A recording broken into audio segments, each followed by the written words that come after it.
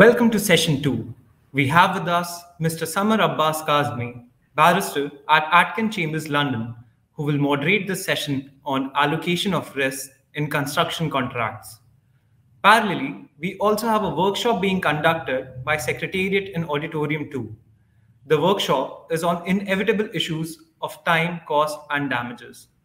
Those who would like to become a little more practical about handling these issues can certainly join that workshop. Delegates will also receive a notification for a poll that is being conducted. We request you to please participate in that. Now, without any further delay, I request Mr. Abbas to kindly take over the session. Thank you very much. Welcome everyone to day 2 of the SCL India International Conference. Thank you for joining us for this plenary session on allocation of risk in construction contracts. I know there are other sessions, one of them being introduced as perhaps more practical, that you could also join, but thank you for being with us for now. This promises to be a fascinating session where we hope to cover a number of important aspects, including in particular the reasons for ensuring a balanced risk allocation, why is it so necessary, or what are some of the pitfalls and disadvantages of not doing it properly, and the effects that it can have on the employer or the contractor's performance, how some of the key forms of contract, in particular FIDIC, deal with risk allocation, and lastly, but very importantly, the Indian practice and experience of risk allocation in construction contracts. I, as was introduced, am your moderator for this panel, Samar Abbas Kazmi, a barrister at Atkin Chambers in London, where it is cold and wet, early December morning, 6:30. So those of you in India, I assure you, are much better placed at the moment. The panel for this session consists of a number of distinguished experts who I will now introduce. Professor Sundra Rajoo of Sundra Rajoo Arbitration Chambers, a founding president of the Asian Institute of Alternative Dispute Resolution, one of the leading arbitration experts in Asia, and author of numerous leading texts in the field. Thank you very much for joining us, Professor Rajoo. Aisha, Nadar, a leading specialist in infrastructure procurement and dispute management, over 30 years of experience in the industry, a former board member at FIDIC, and very good to have you as well. Christiaan Grosskopf, he's a FIDIC certified adjudicator, again with lots of experience in heavy civil construction sites, more than 30 years, of which at least 15, I understand, he spent in dams and hydro projects, and we'll hear a little bit more about that. Zarina Pundole, General Counsel of the EPC division at Shapoorji Pallonji Group, who will give us her insights from the GC perspective, and I'm sure we'll have an interesting conversation. And last but not least, Amit George, advocate, who will touch upon some of the specific features of the Indian experience. Thank you all for being with us. As I promised everyone, this will be a discussion, so hopefully not too long monologues from me. And perhaps may I begin with Professor Sundra Rajoo. Sundra, thank you once again for being with us. But if I may start, what's, in your view, when we talk about risk allocation in construction contracts, what are some of the disadvantages of getting it wrong, or of improper risk allocation, and how can it affect a project? I think the first thing I would say, the project will not get done if you get it wrong. So you may go back to the drawing board and stay there. But in reality, I think, basically, I think it translates into money. I think lots of money sometimes. It translates into delays. Then it also translates into bad relationships. But at the end of it, I think you get a reputational damage that is cuts both ways. It could be the employer and also the contractors. So I think, if you ask me a direct question, risk is something, and certainty is the other thing that ties together. And I think all the standard form contracts, in fact, I just did a book on standard form contracts compared, Malaysian contract with FIDIC and other things. It is coming back to uniformity. There's some kind of ability to predict. And then I think the other thing is that how people are able to carry the risk in a way that they can manage it. So I think that is a very important arrangement. I do have a presentation. I don't know whether I'm supposed to make that, Samar, or I'm just absolutely feel free. It's the ball in your court. Yeah. You know, I actually, I just started off with, I think, starting off with that. There is actually the issue of risk, and the issue of risk is actually dealing with uncertainty, and also the problem of financial repercussions. And I think we all who have done construction contracts, I've been an architect, I've managed it, I've been now dealing as an arbitrator with it. And I find that the allocation of risk is always seems to be the issue at the end of it. Sometimes when people pick up standard form contracts, they don't realize how the risk is allocated and how sometimes the employer wants to actually pass on all the risk. So when you come to risk allocation, I think there are a number of things to look at. Next slide. I have to move. Okay, I can move the slide. Now, there are basically issues with sometimes resources and materials. There is uncertainty in many projects as what are the variables required where materials and resources are concerned. And sometimes people cannot precisely calculate it. And contractor cannot calculate it. The employer is not sure what it is. And when that happens, I think there is actually losses carried by maybe contractor, and then that losses pass back in terms of time to the employer.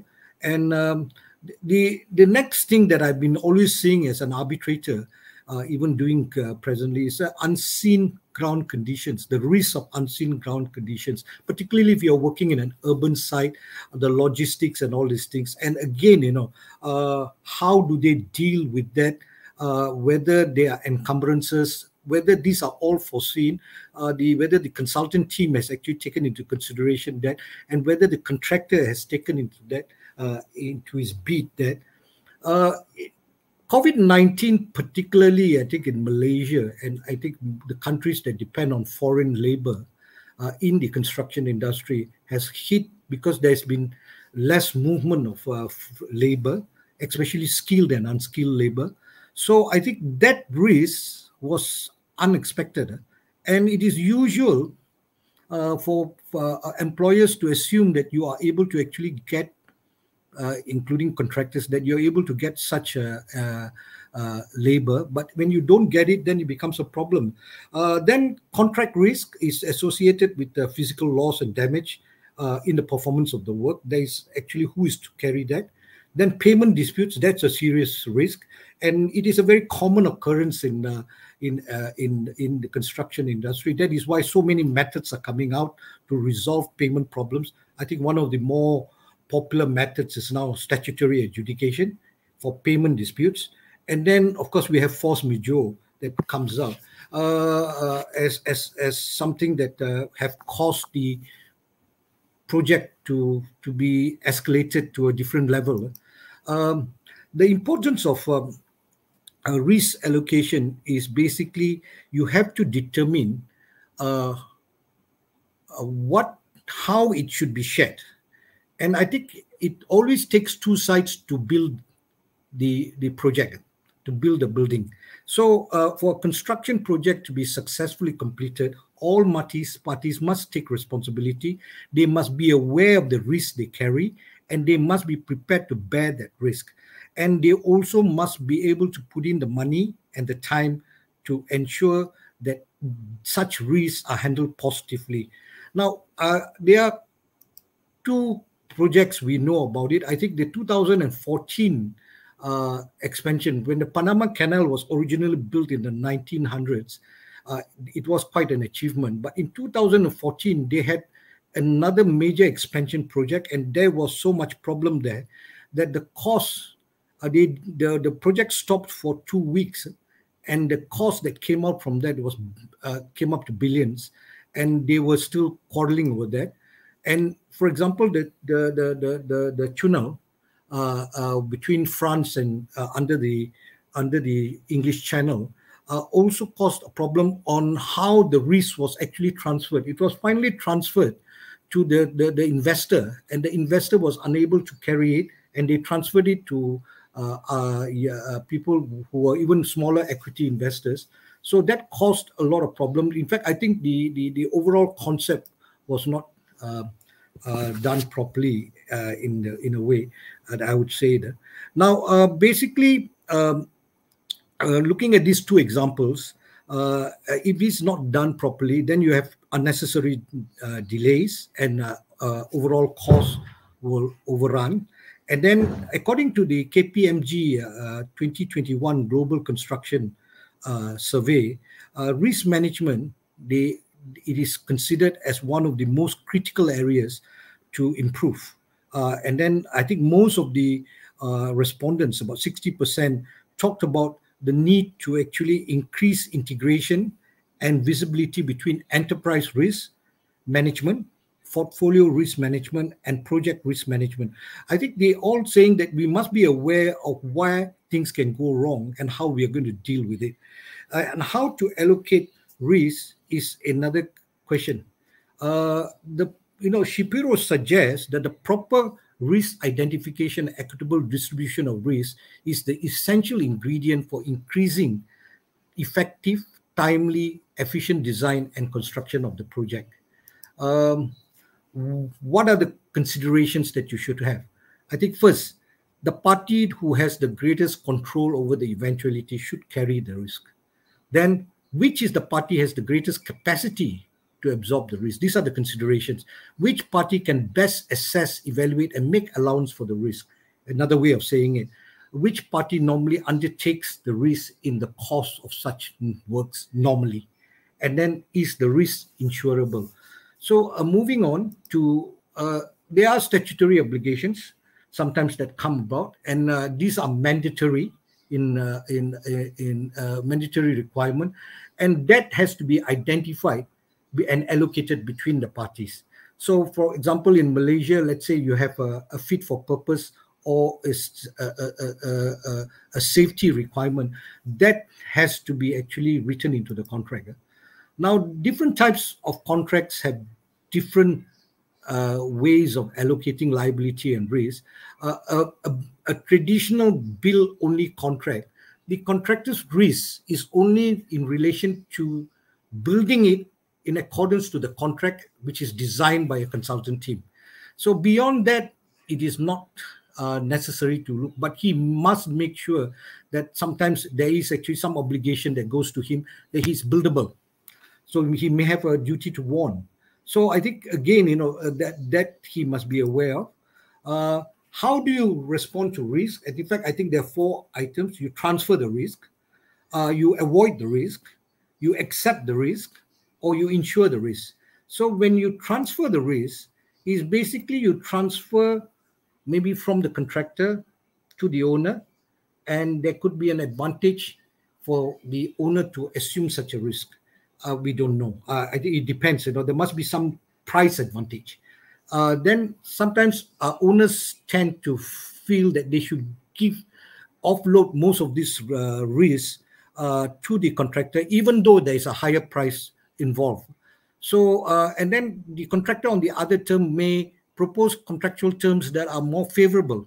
Like, for example, in the JCT standard form, in the traditional contracting, they have a provision that says that the contractor is entitled for extension of time in exceptionally adverse weather. But however, he's not entitled to any financial compensation.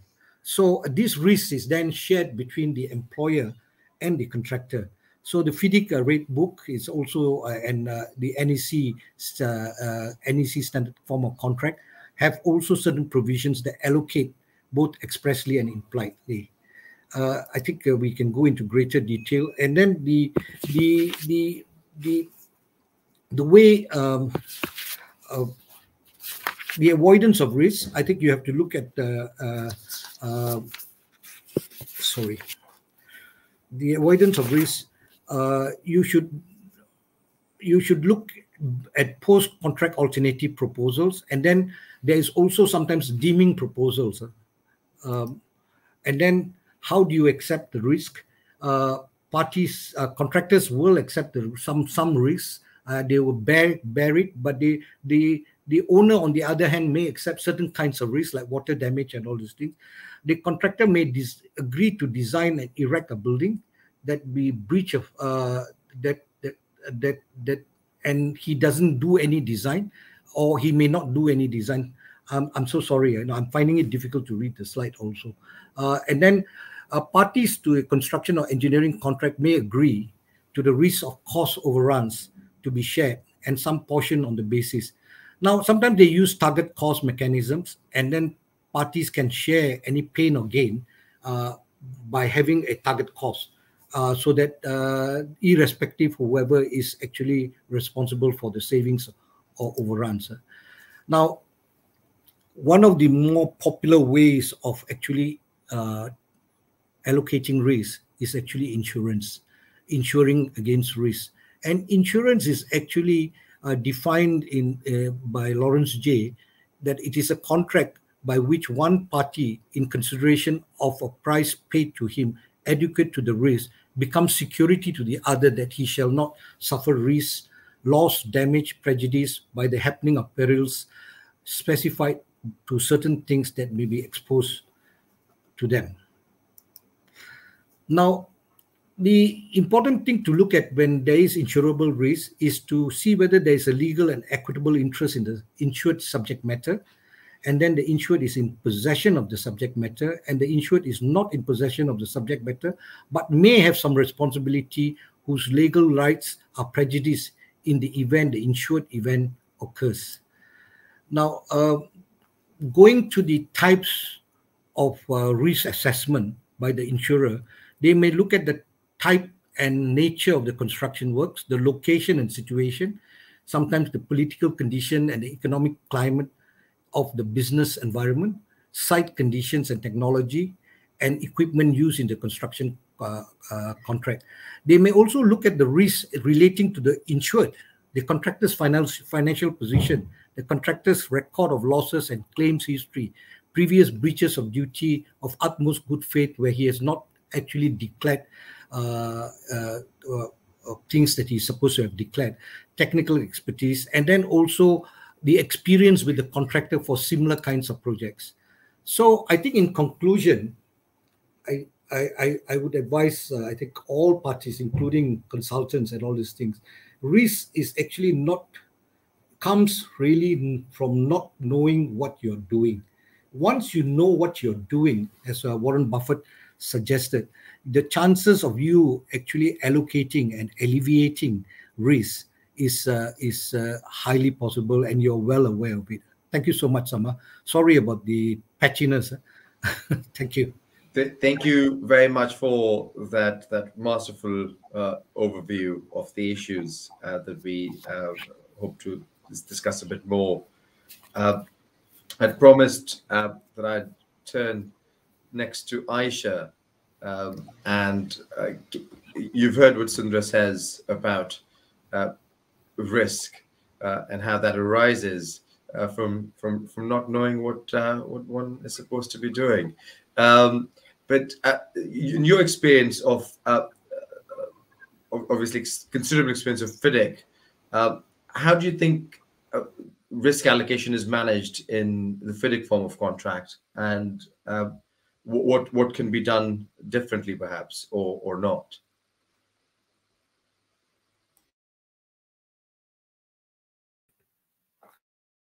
First, and good morning, good afternoon, good evening to everybody in the audience. And to follow on from what Professor Rajoo has outlined about the various types of risk, FIDIC sees that the risk allocation tool is the contract.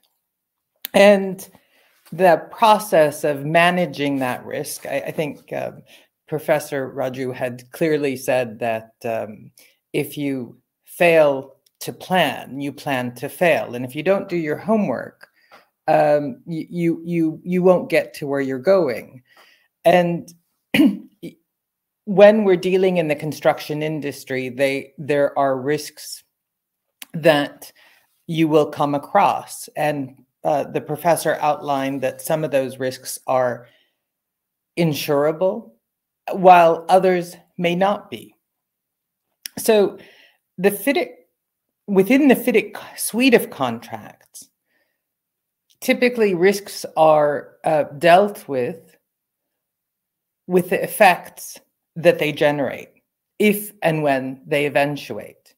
And that is, again, as the professor said, that dealing with risks in that type of fashion is focused on the efficiency and expediency and the balanced risk allocation. And so you're allocating risks to the party that can best assess the risk, best mitigate against the risk, and best handle the risk in case it does eventuate. And if we look at the effects that the risks may cause, there are two possible effects. First, risks that could lead to damage and physical loss of property. And second, those which lead to economic or schedule loss. The first, in being damage to loss or property, is usually an insurable risk. And those types of risks include damage to physical loss or injury in defective design, and acts of God, fire, human error, and failure to take adequate precautions.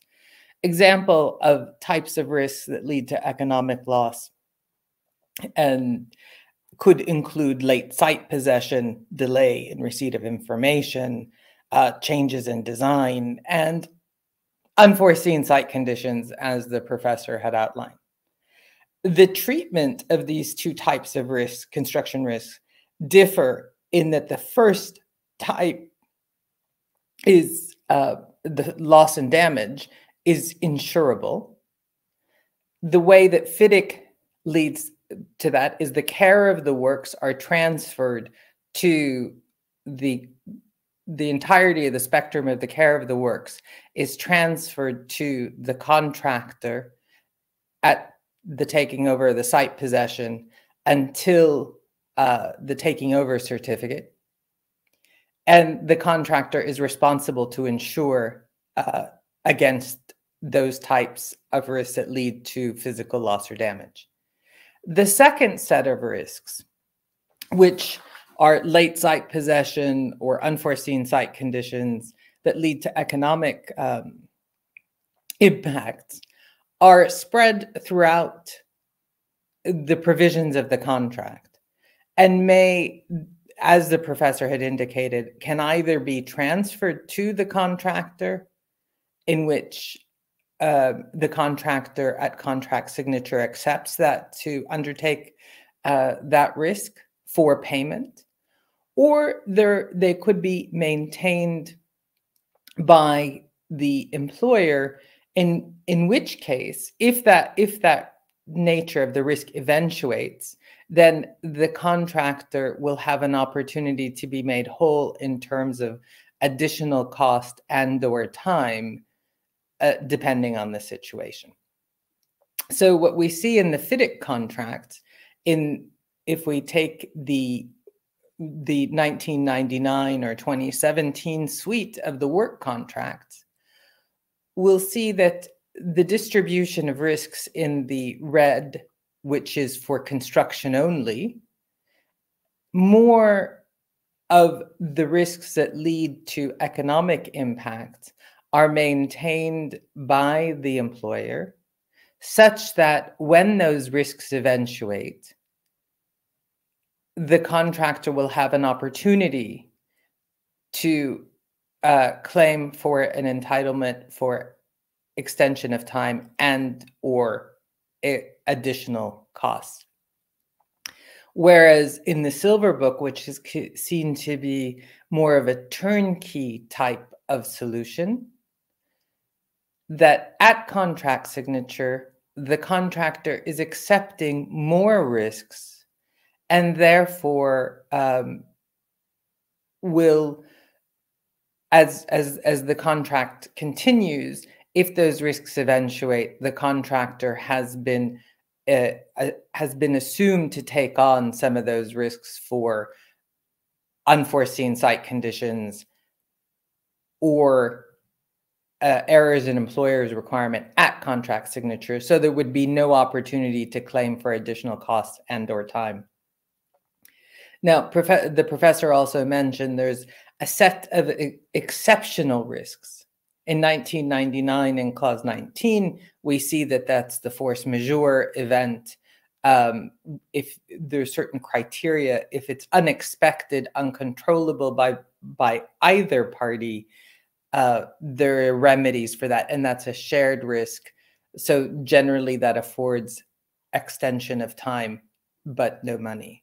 And alongside of that, FIDIC has a multi-tiered dispute resolution provisions and the claims process to regulate in a pretty formal procedural fashion the adjustments that are made to the contract to manage the risk allocation process during contract execution. So I'll stop there and leave it for questions. Thank you. Thank you very much. Obviously, one of the things that perhaps we might come back to is you've both now touched upon fair allocation of risk, and fairness, as with beauty, lies in the eyes of the beholder often. Perhaps we'll come back to that later. Christiaan, if I may call upon you next, because I'd be interested to hear your specific experience and expertise on one of the forms mentioned earlier, and perhaps you can talk us through your thoughts on balancing risk using the Emerald Book in the sort of projects that you've worked on. Thank you very much, Samar, for the opportunity. And following on from what Aisha said, specifically, let's talk about risk, the allocation of risk, and specifically the risk of underground works. And if you would be so kind as just to load my slides, I will appreciate that. So yes, I have been working for many years on different projects, and underground risk is something which is often a real big problem that you face. Right now, I'm involved in two projects, two hydropower projects, one using the FIDIC MDB 2010 book, which is also very similar to the Red Book when it comes to allocation of risk, the standard employer/engineer designing the work and the contractor doing the execution. And the other one, which Aisha has also touched on, is the Silver Book, which a lot of the risk lies with the contractor. So let's just start off by having a quick look at the FIDIC Golden Principles, and specifically principle number 3, which says that the particular conditions must not change the balance of risk and reward allocation provided for in the general conditions. And number 2, the particular conditions must be drafted clearly and unambiguously. Just keep those two items in mind as we discuss and go through this.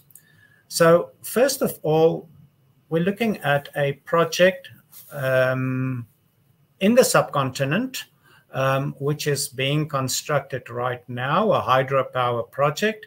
And as you can see, the green is a dam about 230 meters high, RCC dam. You've got the red, which is the intake structure, the purple, which is the powerhouse, then the dotted purple is the tail race channels, The red dotted lines are the head race tunnels, and some of the other tunnels are also included and shown. So bottom line is a lot of underground work. Now, with the FIDIC Pink Book, usually the risk, the underground risk lies with the employer. In this case, what the contract has done in the particular conditions of contract, they added a geotechnical baseline report, which says what the employer expected the conditions would be, and the contractors then tendered according to that. It was also made clear in the tender documents that the baseline is exactly that. That's the ruler, and anything outside of what is in the baseline report will be considered as the risk to be carried by the employer. So GBR, the geotechnical baseline report detail, that risk is carried by the contractor, and anything outside of that is carried by the employer. And the way how they decided to allocate the risk is through a variation. So as soon as you're outside of the baseline, that is a variation that needs to be done. All right, so when you do happen in this case, and in this specific incident, there was the actual geotechnical information, the geotechnical situation on site was vastly different from what was in the baseline report. So now we've got to go through the process of variations, and because there's very little guidance in the bill of quantities, in this case, on variations, it is now quite a major operation to agree on the variations. The bill of quantities just allowed for a balance rate of all expected excavations and rock support underground.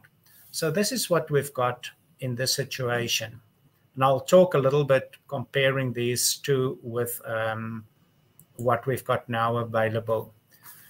Then I'm working on another project in East Africa, where it's another hydropower project, which using the FIDIC Silver Book. And as Aisha also mentioned, that is a EPC contract where generally the risk, including the underground risk, lies with the employer, with the contractor.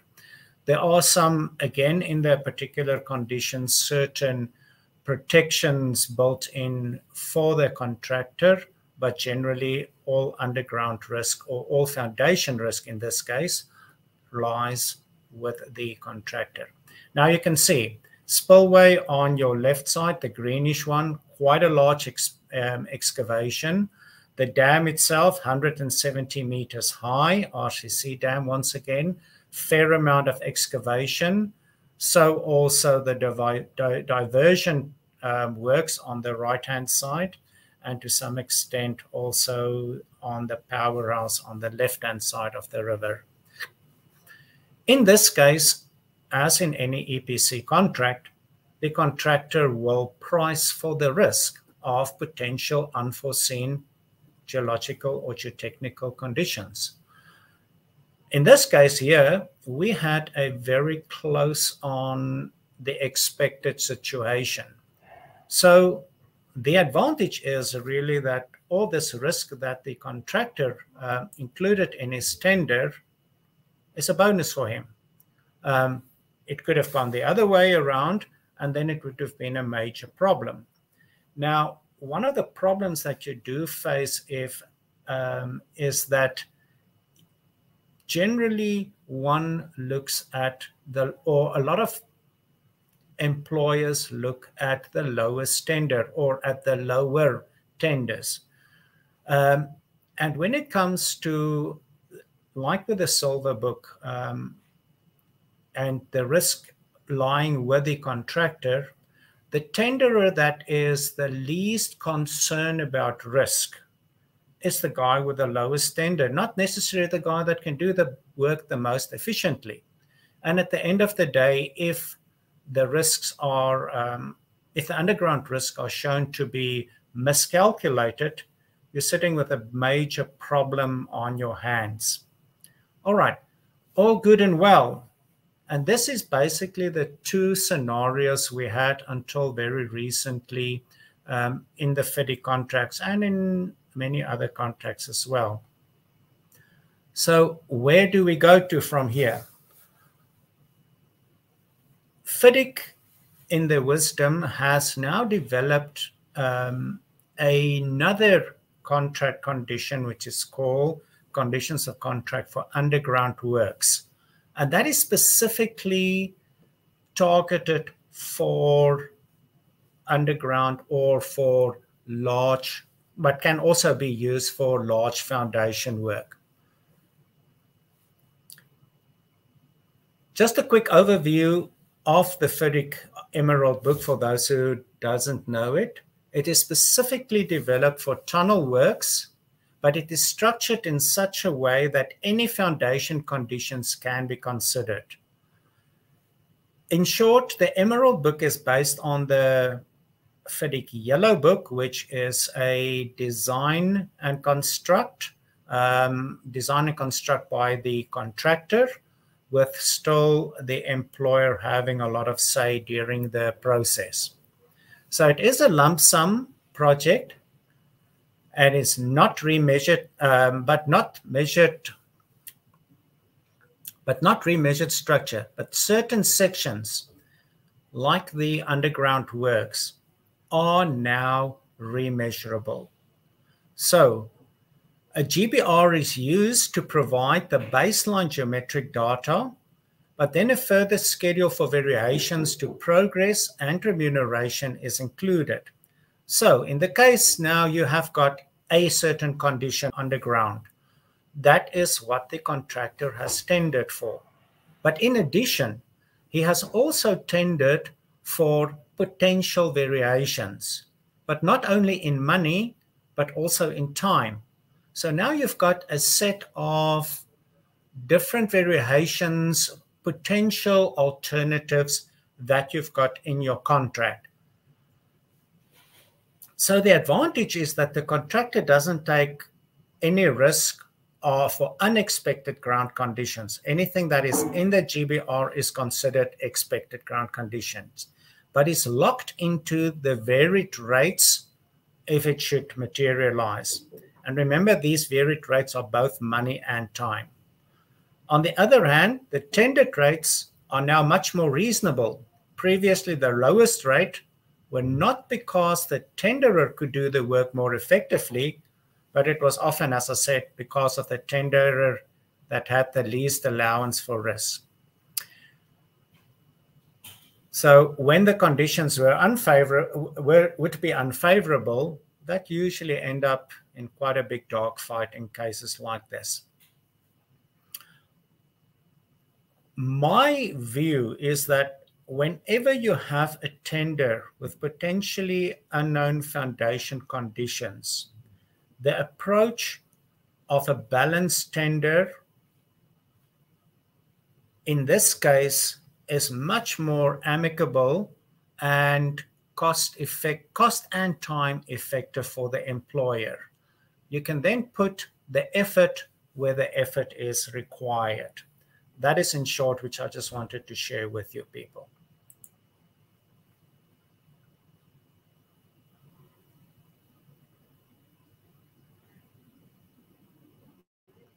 Very much, Christiaan, for that. That wraps it up.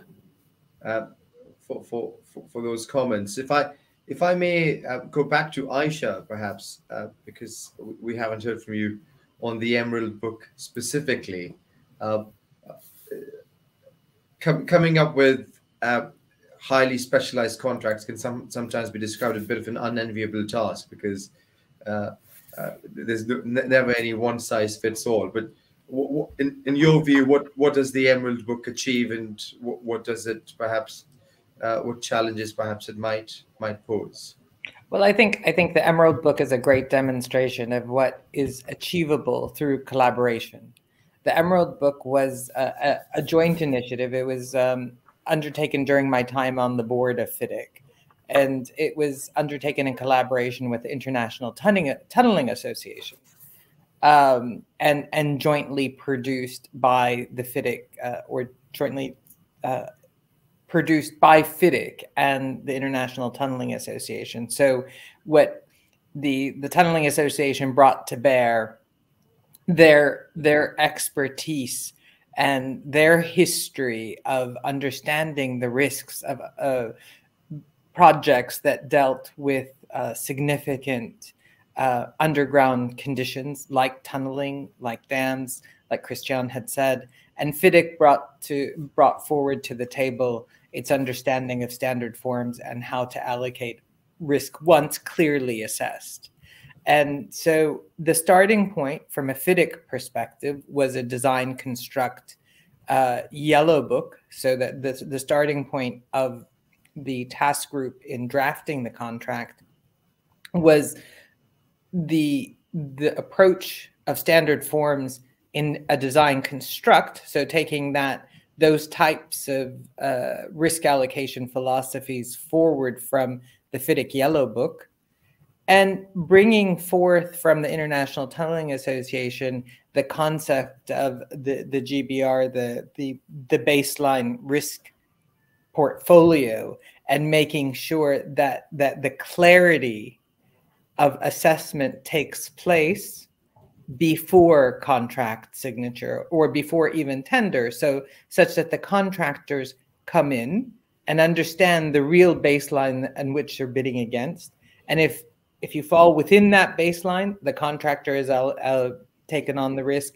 And if you fall outside that baseline, as Christiaan has eloquently pointed out, the steps to be taken are pre-agreed.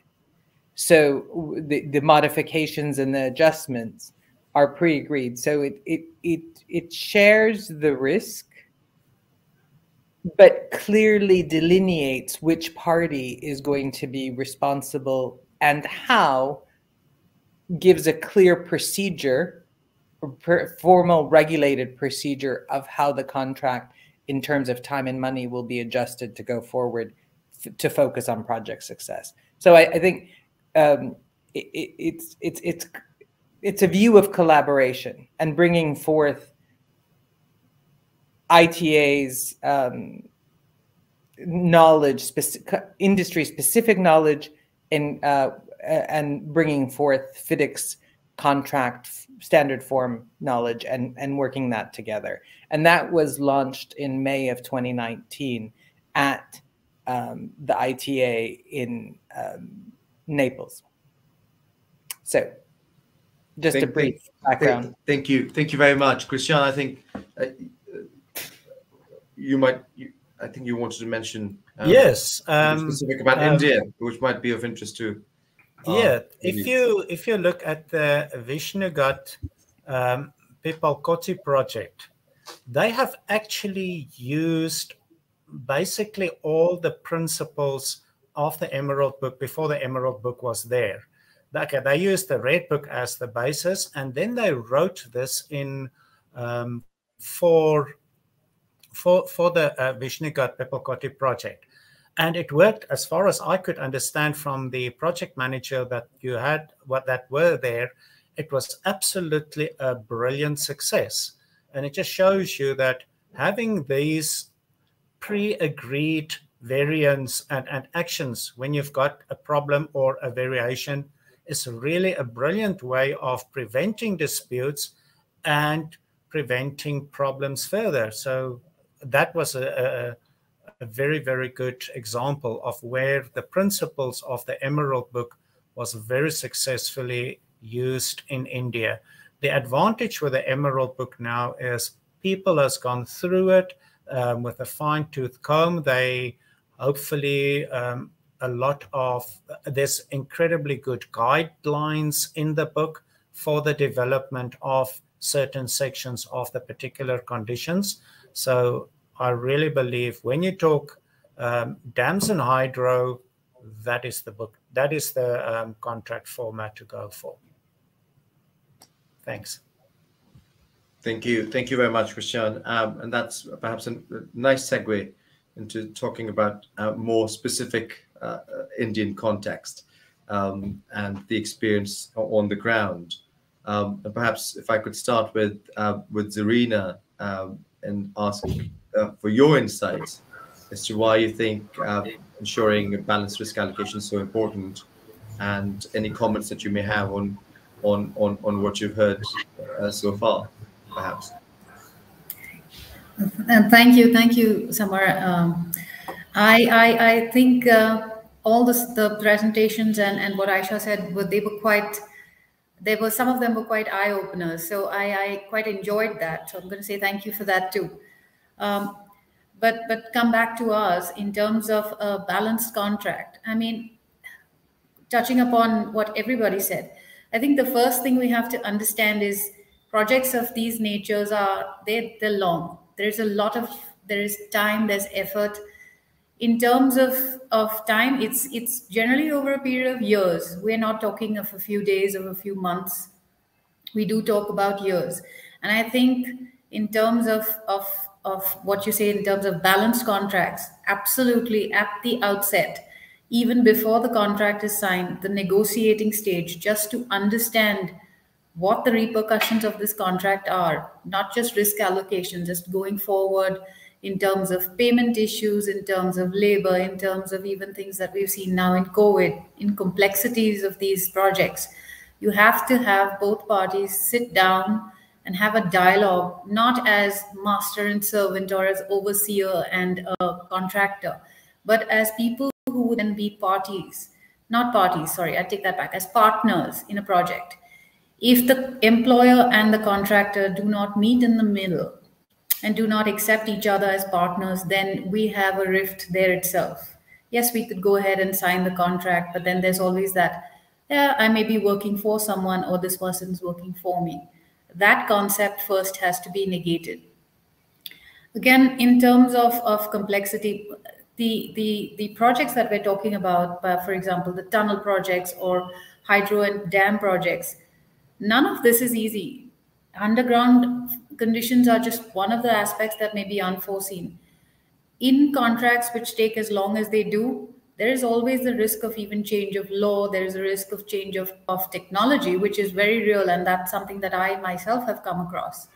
So that is something that may or may not sometimes be built into the contract. And you have to be able to sit down with the other party during this contract and talk. And again, if there is no clause that allows parties to have this dialogue, let's say like a multi-layered dispute resolution clause or something that allows variations, not as specifically as defined maybe in the Emerald contract, but something that is in between, that's something that both parties can work with, and that's something that both parties can come and agree to and say that maybe, we don't have to look at it only this way. We can look at it alternatives. We can look at it as a variation in this aspect only, whatever it is to cut down the possibility of dispute going further. So ultimately, in terms of balancing, it is a fine line. You tip over one side, you tip over the other side. You have to find that one straight line that you can both walk, which is admittedly, even as a lawyer, almost impossible sometimes. But it does happen. The other clauses that are really useful in terms of keeping a contract balanced is the payment clauses. A lot of times the contractors don't want the retentions, and the employer wants something that will safeguard him in terms of the performance at the end of that contract. But these clauses they have to be taken into consideration given the longevity of the contract and cash flow positions that we're going to talk about. I mean, going into years, you really do have to manage some of these risks more astutely, because business is a risk in any case. Insolvency, bankruptcy, all of these, we write clauses in. We tend to say that, well, that's never going to happen to us, but it does sometimes happen. And so we've got to look at those clauses a little more stringently nowadays. Force majeure, of course, now considering COVID, is something that we have to insert in terms of a balancing act, because these risks, even now as we face that, they're evolving, they're changing. COVID has brought into the fore not just payment risks or labor risks, it's brought into the fore cross-border risks in terms of where we're sourcing equipment from various different countries, and there is no possibility now of getting those same equipment. So all of these, well, sometimes they're written into the contract, sometimes they're not. But all I'm saying is that if we are to get a contract done with as little friction as possible, there should be something in that contract which allows both parties to sit down amicably, without saying, I want to raise a dispute. And maybe that is the strategy going forward on balancing anything. And the last thing I want to say would be on termination clauses. A lot of times, contracts are written where the right to terminate is only granted to the employer. There are many and more instances where the employer has, let's say, failed to pay the contractor, or where the employer suddenly now doesn't want to complete the project, or there are other political issues that may interfere with this. So the ability to give the contractor the right to terminate also is something that now we look at very carefully, try to suspend, where we can wait till some of the money comes in or the cash flow comes in. All of these go into to shaping a balanced contract where, neither party is allocated more risk or too much risk where it cannot come out of it. At the end of the day, we can all go into a dispute and say, hey, this was the damage caused, etc., etc. But what is the purpose of any two parties going in for a contract? It's to finish the project. Nobody wants to just let it go hanging. We want to finish the project. We want to make what is due, and we want to come out of it happy enough. So in order to do that, if we allocate risks, maybe, okay, in some cases, a little more here and a little more there, that's fine too. But allocating risks only to, let's say, the contractor in one case, or only to the employer in such there is a possibility, there is a high probability that the dispute will arise, that we will go into arbitration. And then, of course, it depends on what the arbitrator feels at that point in time.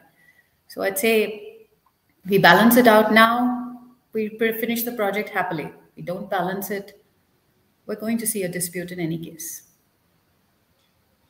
Thank you. I'd be very keen to hear your thoughts on something that Christiaan said, which was, I think I'm quoting, a lot of employers look at the lowest tender, which obviously makes sense. But I was just curious, based on what you said about the mindset of approaching the project, perhaps that philosophy is something that people should be looking at from the outset.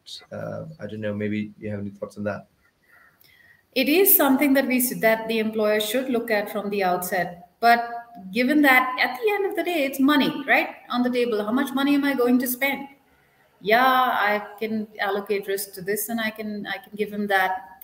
This person might, I think Aisha pointed out, can it be done efficiently or not? I don't know whether these are always played into the scenarios when the employer looks at what we give them. And we have lost big tenders on that basis, and we maybe have lost it by smaller margins than we expected. But how do we change the mindset of an employer?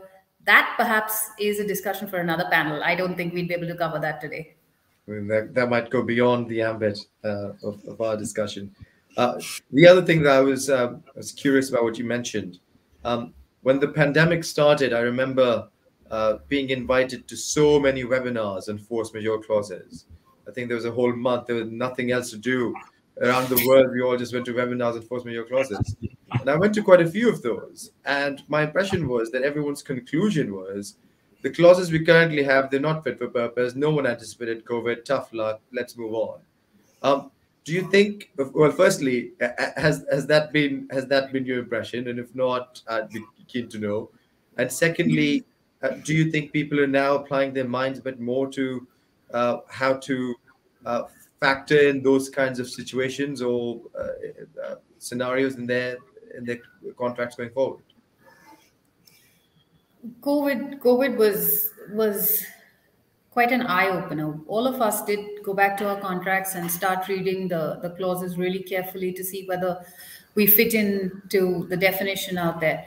A lot of times when we even found that we did fit, there were times when, of course, we found that maybe we didn't exactly fit into that definition. A lot of times when we did fit, we wondered, especially from a business perspective, was that something that we really wanted to invoke? Because when you go ahead and read it, and then you read case law and interpretation on this, we found that there might be an extension of time, but costs, either costs are a gray area or costs are a no. So whether we wanted to go down that route or not is something then that we had to sit and decide on a commercial basis, not necessarily on a legal or a technical basis. So COVID is a strange phenomena. Even now, I think we're still going to deal with some of the repercussions going down. Even when we get down to dispute resolution, which will be in a couple of years, we're not sure which way that's going to turn. But going forward, yes, of course, I mean, all of these clauses, when we're going to draft it into the new agreements, I mean, we're going to be very careful as to what it is going to be. Are we going to seek time extensions and cost extensions? How are we going to seek cost extensions if there's low productivity? How are we going to seek cost extensions, let's say, when the kind of work or the labor is not available, or the kind of technology now after that pandemic issue or that force majeure has changed? These vary. Well, I don't know whether they'd fall exactly as a variation. I think I'm going to leave that to the experts on this panel, because I have some doubt on whether it would cause a variation or not. But these are something that we're going to have to sit and draft very, very carefully. And that clause that used to be one page and we'd flip over, that's going to be longer, much longer. Yes, and therefore more possibilities for interpreting it, which is always exciting for lawyers. Now, can I turn to Amit now, with your experience in litigation and disputes? Can you perhaps tell us a bit about major areas of controversy when it comes to distribution of risk, and perhaps in public-private sphere or generally in the Indian context? Yeah. Thank you, Samar. So, I mean, it's been very enlightening listening to everybody in terms of the best practices for allocation of risk and what are the practical implications of the same. One issue which I wanted to flag was, especially from a disputes paradigm, that how you might have a risk allocation in a contract that is textually uncomplicated.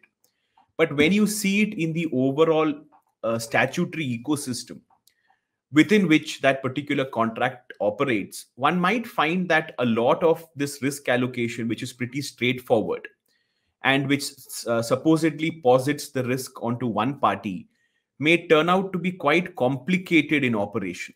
Now, one example which I would like to cite, which is quite commonly recurring, is, for instance, with some relating to the national highways. Now, as most people would within India would be aware, that in the last few decades, this is one sector of, if I may call it, the infrastructure industry in the country that has witnessed the maximum amount of investment.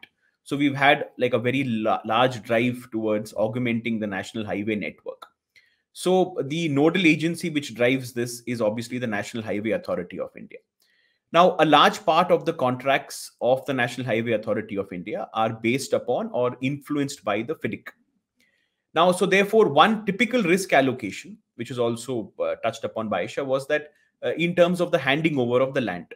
So it's generally the authority which takes upon itself that risk of providing possession of the land upon which the highway must be constructed. So the contract clause would ideally say that the employer or the contracting authority, tendering authority, will hand over, let's say, this particular piece of land or the extent of land required for you to be able to execute the work.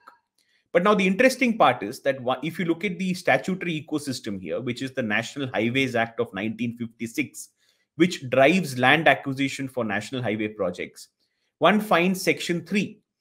Now, to cut a long story short, Section 3 contains certain deeming fictions, whereby after certain processes are undertaken, including issuance of certain formal statutory notifications, whereby the highway authority then effectively gets the power or in that sense gets the legal fiction to be able to enter upon and take possession of that particular area of land.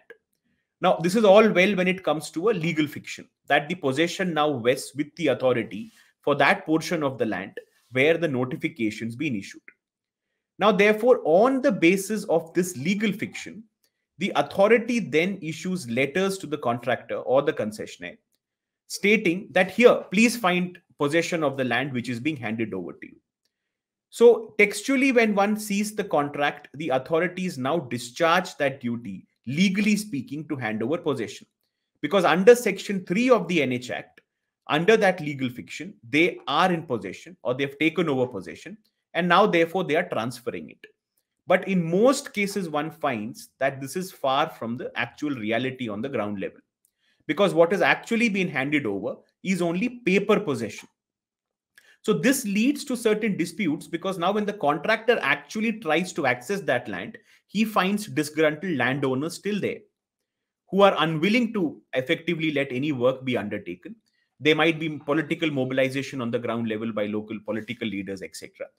Now, when this leads to a dispute, the stand of the authority is, look, under the law, I have possession and I've handed it over to you.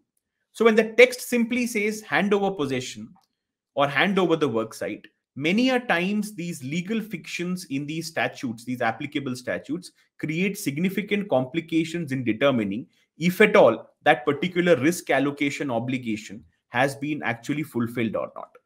Now, this inevitably leads to a dispute, and there are, of course, fortunately, a few court judgments clarifying this. But ultimately, this leads obviously to a very problematic situation when the work is being undertaken. Moving beyond this, again, to take the example of NH contracts, one interesting way of effectively muddying the waters, if I may call it that, is taking the risk on oneself, but making the consequences of the breach of that particular obligation so minor that for all practical purposes, the risk doesn't remain yours. Now, to give you one example, in a lot of concession agreements, in these public-private partnership agreements with the NHAI, there are certain provisions whereby the NHAI, of course, takes on the responsibility or the liability to provide land. But there is a rider. The rider is, if the NHAI is unable to provide that extent of land, then it provides for a very minor amount of predetermined damages for the period for which that land could not be handed over. Now, the difficulty with this provision of this very minor amount of damages, which then obviously is difficult to escalate, is that effectively, even though the risk remains that of the NHAI in not providing the land, by actually putting in place such a very low penalty is not the correct word, such a low amount of predetermined damages for the breach of that obligation, in effect, the party that is actually taking on the risk, on the other hand, absolves itself of all practical deleterious consequences that will arise from a breach. Now, another example, again, going forward, as in how these things might be more complex than they seem, is in a lot of these national highway projects, there is a provision for the contractor to coordinate. The word used is coordinate. Now, as you all know, part of handing over the land also has a concomitant obligation to provide approvals. So for the land that is acquired, there might be electricity poles on it, there might be underwater water pipelines, etc. So obviously, in the risk allocation in most of these contracts, that approvals are also falling into the kitty of the authority. But now there is another clause somewhere else in some corner of the contract which says the duty to coordinate between these different utility providers, electricity, water, etc., is that of the contractor. So now again, you have a very clear-cut term defining risk in terms of approval being made more nebulous by a subsequent term which says the duty to coordinate amongst these agencies is that of the contractor. Now, a contractor, for instance, may coordinate. It may visit offices, it may fill up forms, it may do all that is required, but that agency concerned might still not do what is required because of negligence, lack of funds, etc. But then the argument taken when the matter is actually escalated to a disputes paradigm is that, look, it was your duty to coordinate. So that duty to coordinate effectively is then utilized to override the overall risk allocation, which in the first place was that of the authority in terms of getting the permits. So therefore, a lot of the times it has been my experience that even though risk allocation is provided for in clear-cut terms, either because of certain issues in terms of the applicable statute or certain other provisions, say special conditions, etc., which somewhat dilute this balance, in effect, when we actually operate the contract, the entire scenario can turn out to be very different. And this is a very big reason why this ambiguity or this nebulousness is a very big reason why there are so many disputes that emanate out of these construction contracts. And of course, the national highways is just one example, which is a concrete example that I can provide. So as a disputes practitioner, I find that, these are some of the problems that really exist under the surface. And even if the contract suite, for instance, the FIDIC is quite clear in terms of risk allocation, these local variations or local ecosystem issues can lead to a lot of confusion to otherwise quite clear textual terms. So yeah, that's a small bit which I wanted to just speak about. Thank you. That's very interesting and personally for me heartening, because I myself have been involved in a number of disputes where the duty to coordinate was in itself an issue. I'm glad to hear it's not personal to my practice. It's an issue that arises elsewhere as well. But can you tell me what is the policy response to all of this, and is there one, and if so, how effective is it? Because it seems like a policy issue more than a contract issue, at least. Correct. Absolutely, Samar. Because, for instance, land acquisition is something which bedevils pretty much every road project across the country, and eminent domain issues, of course, exist across the world. But in terms of policy response, well, it's been largely muted. But one example one can give is, of course, the endeavor now to develop a lot of these model concession agreements or model agreements at the level of the ministry, for instance. So for road projects, you had the Ministry of Road Transport and Highways, as also the Planning Commission, try and come up with some model agreements whereby some of these risks could be to a certain extent taken care of.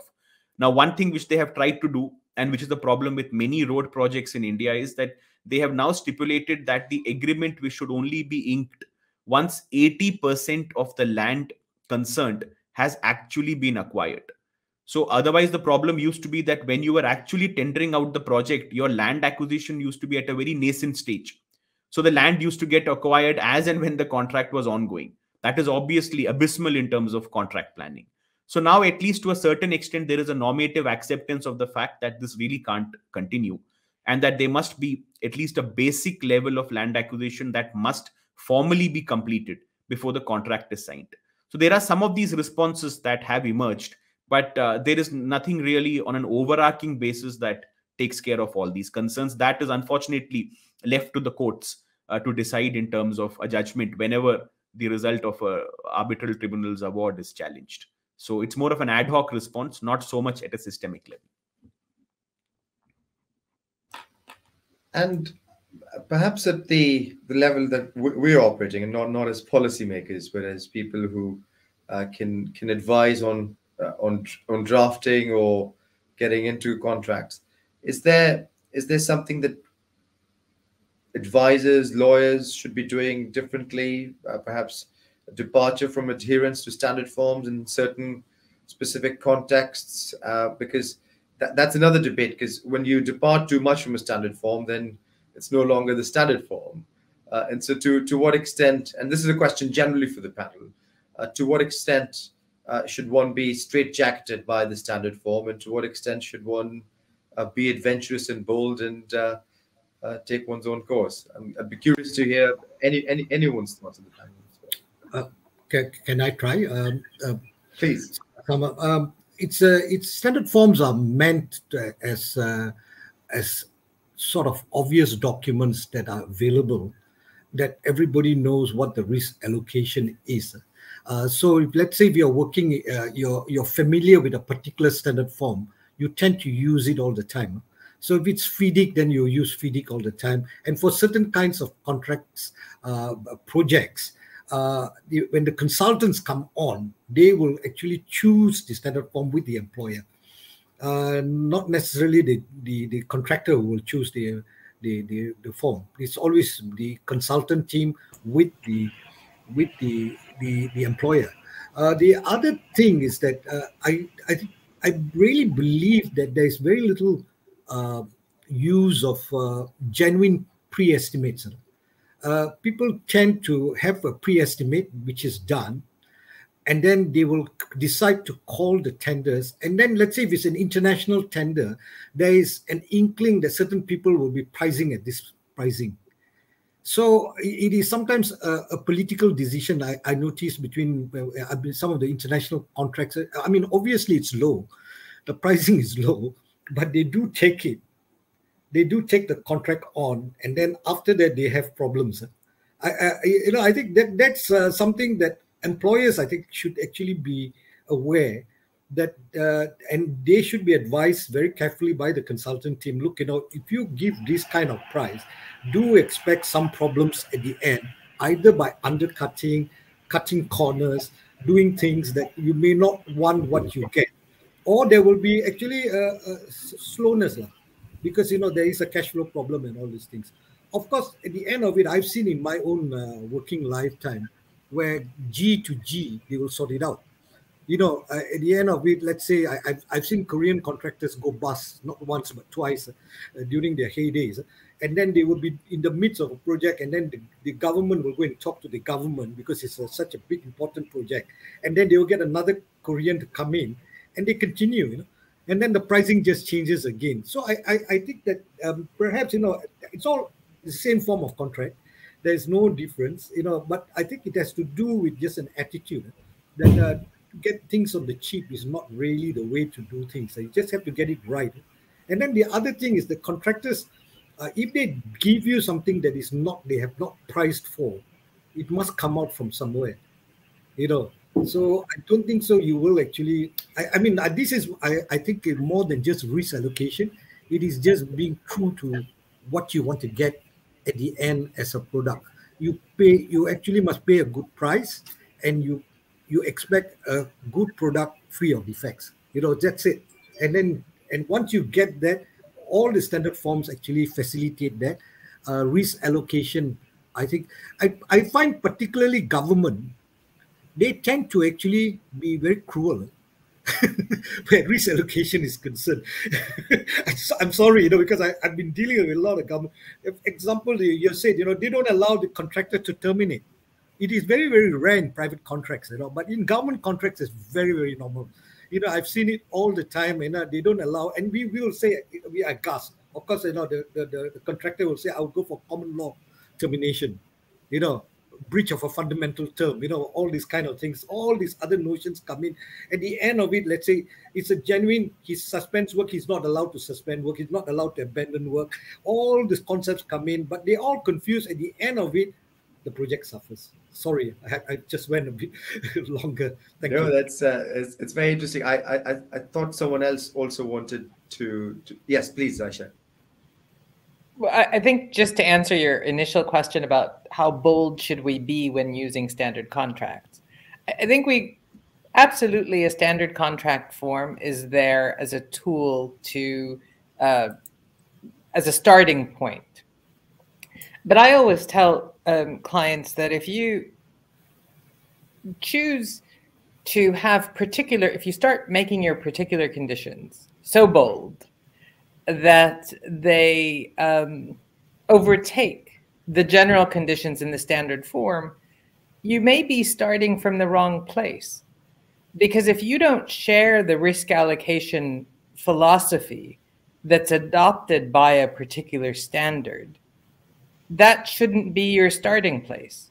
So if you don't want to, as an employer, accept the design risk and only transfer construction risk to the contractor, then don't start from a FIDIC red book. You need to start from a design build philosophy. Otherwise, bespoke is always an option. And if you want to be really bold, you can start from a clean sheet of paper and the construction, assess all the risks, have a risk register, and write the provisions of the contract to allocate each and every risk in your project. Because what you do when you start out with a FIDIC Red Book, you are communicating to industry, to your potential contractors, a certain risk allocation philosophy. If you undermine that through your particular conditions, and the tendering process is somehow limited, what's inside the tin is not what's branded, then you're miscommunicating and you're setting up your project for failure. So the project will pay. And at the end of the day, the employer needs a successful project to be deployed or executed. And the contractor is a going concern that needs to make a profit. And that reality continues to exist. So if you get a bankrupt contract, like Zarina had talked about, if you have a contractor that goes into bankruptcy, everybody loses. Society loses, and it's a bigger picture. So I think MDBs had focused a lot on abnormally low tenders, had focused a lot on using standard forms and limiting particular conditions. So I would say go boldly, but don't start with a standard. Fair enough. It can be the worst of all possible worlds to create such mutations. But if issues do arise, what's the panel's views on dispute boards as a tool to address these issues or prevent them from escalating? How in your experience do they work? I'll start very briefly. I think FIDIC's view on dispute boards is that if you're going to use dispute boards to avoid disputes, you really need a standing dispute board that's constituted at the inception of the project to grow with the project. Ad hoc dispute boards really serve, now with the proliferation of emergency arbitration and a lot of other tools, they may be mirroring available tools that are in the arbitral institution space. But if you're focused on avoiding disputes, you really need a standing dispute board that's there, constituted at the inception of the project. And you'll note in the 2017 suite of FIDIC that no longer is an ad hoc dispute board recommended in any of the suites. It's a standing dispute board, red, yellow, and silver. And also in the Emerald book, while in the 1999 suite, it was only a standing dispute board for the red book and an ad hoc dispute board for the yellow and silver. So if you're focused on dispute avoidance and raising issues early and getting people in a structured fashion to communicate and resolve their issues, standing dispute boards are the tool of choice. And I would turn it over to Christiaan to see his views as well. Aisha, no, absolutely. I support dispute boards and standing dispute boards. There's this incredible, sometimes misunderstanding of just how much a dispute board can assist a project. I've heard from senior people in consulting companies who said, no, we don't need a dispute board. We don't have a dispute yet. Not understanding that a dispute board, the word dispute board is actually the wrong word. It's a dispute avoidance or avoidance, or call it a contracts management specialist, or whatever you want to call it. But yes, and I was actually wondering, and a lot of these roads contracts that Dr. Amit, you were talking about, how much are dispute boards being used to address these problems? Because it is really a brilliant tool which help people to talk, and that is often the problem. Then just the last thing is transparency is really what you need. Mr. Employer, you're going to pay for that project the right price.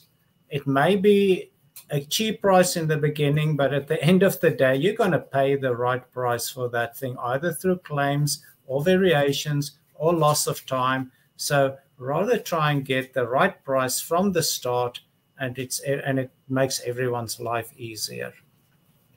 Right. So to just take over from Christiaan, as he rightly said, I think the entire purpose behind these boards was to ensure that a dispute is nipped in the bud or managed before it actually escalates into a full-fledged dispute that has to then necessarily go to a adjudicatory forum. But Christiaan, just to answer in terms of how it's working out in the domestic context here in India, unfortunately, even though most contracts do provide for these dispute boards, in the vast majority, if not all, of these cases, you will find that whichever is the party that is dissatisfied with the recommendation of the board ultimately ends up escalating it to an arbitration tribunal.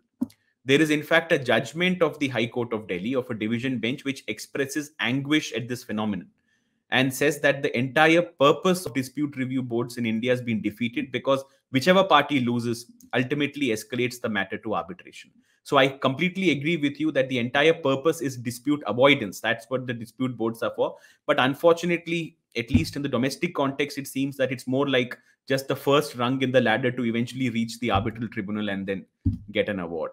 So that seems to be the wider experience, though of course there would be exceptions, but particularly in contracts involving government agencies, which of course form the large chunk of infrastructure contracts in India, the acceptance of DRB recommendations is abysmally low.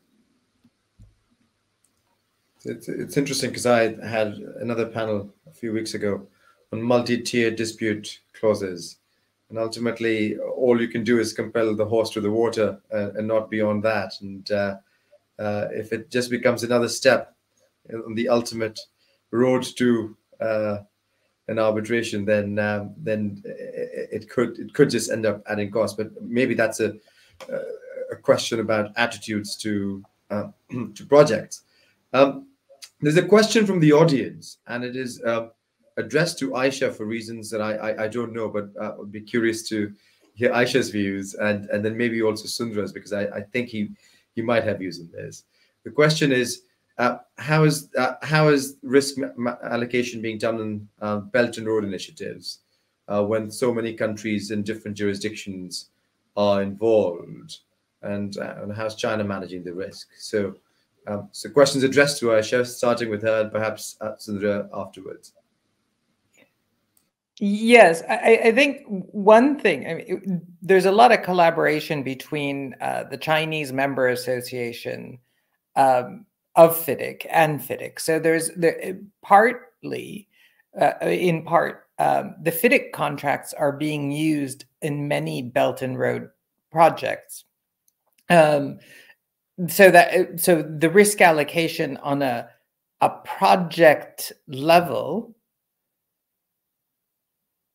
the concepts that we talked about in this panel are being used. So if we're talking a Red Book project or an EPC type of project with the Silver Book, where Christiaan had given more examples of how the unforeseen ground conditions are allocated. The other aspects of managing risk in the Belt and Road initiatives, I think China is taking a very dispute avoidance type of approach. They have constituted certain boards, like dispute boards, that can so you can handle disputes or budding disputes by a panel in a similar fashion to avoid those risks. Or to address those risks in a timely fashion, in a uniform way, but they are much more proactive, or definitely focused on the project success elements and dealing with the issues as they arise, and not managing risks along the way as a policy level. So I would start with that answer and turn it over to the professor to elaborate. Thank you, Aisha. I think you finished off with the policy level. I will discuss what I observe from a policy level because I'm quite involved in China in some of their setups. China's arrangement for dispute resolution, domestically, they control all their disputes. If it's happening domestically, it will be heard in China and it will be sorted out in China. It's very rarely it will go out of China. Now, they have started this Belt and Road Initiative, which I think it is a extremely audacious plan, very ambitious. I think everybody is trying to, I mean, the kind of renewal of infrastructure, sharing of, and also the China's construction powers, sending out their companies to do this work. And it is a form of connectivity they're talking about. And so many people are involved. They have actually also been thinking about how they're going to handle the disputes. And I think, as Aisha put it, is that they are more concerned about avoiding the disputes. In fact, the emphasis has been on mediation. And they have set up, I think, just look at what they have done. They have set up IPACSO, which is their first international organization by China involving the Belt and Road to resolve disputes, basically to avoid disputes.